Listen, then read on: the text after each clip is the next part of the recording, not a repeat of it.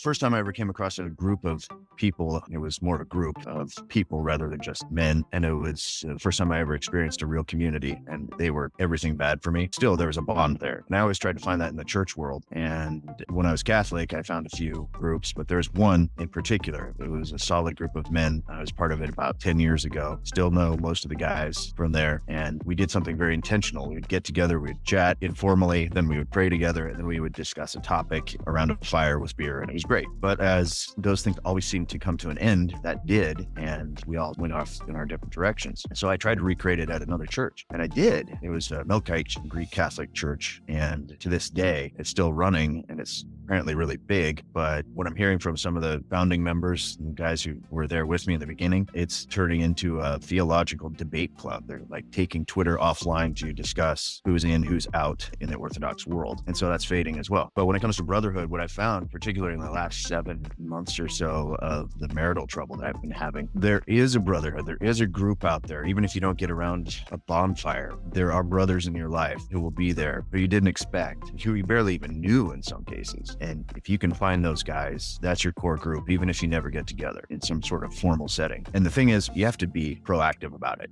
There's a guy right now that I know from back in Virginia, where I'm from. He just found out his wife has been doing some bad stuff. It's the kind of thing that rips a guy's guts out. And he made some overtures along the lines of, hey, you got any words of advice for me? That kind of thing. And I intentionally got into his business, and he's so thankful for that, because I know from my experience that when you're going through stuff, especially as a guy, you're not going to say anything. You're going to brush it off. You're going to say, yeah, life sucks, but I'll get over it. Have a beer, take a shot, or even all kinds of terrible things you could get into to cope. But what they really want is a brother who's going to be there and say, I see you, I got you, and no matter what, I'm here for you. But guys, in my experience, appreciate guys getting in their faces and saying, I've got you, I'm here for you. We don't have to hug it out. We don't have to have a big cry about it or anything, but just knowing that there are guys who are going to push through those natural boundaries that we put up. It's huge. And thank God, literally thank God, during the struggles I had over the last few months, I had guys calling me left and right. I mean, not like a huge number of them, but I was getting check-ins just when I needed it, or I was getting, like one guy, I barely knew this guy from church, and he showed up one day to help me with a really difficult patch and paint job on a door. My dog had torn up the door of the place we were renting, and it was this ornate wooden door, and I was just like, oh man. And I'd never sanded and refinished anything like that, but he had, and he came over, and he was there. We didn't talk about the issue that much. He was just helping me out. But other times he took me aside and said, hey, look, you're not alone. And I think we need to think about that when we hear a buddy, a brother who's going through something. And if they say something like, I got this, don't worry about it. No, worry about it. Say, no, I'm not going to just walk away. I'm not going to say, okay, cool, man. At some point, you could take that too far, I suppose, and really make somebody uncomfortable. But I'm guaranteed the brotherhood,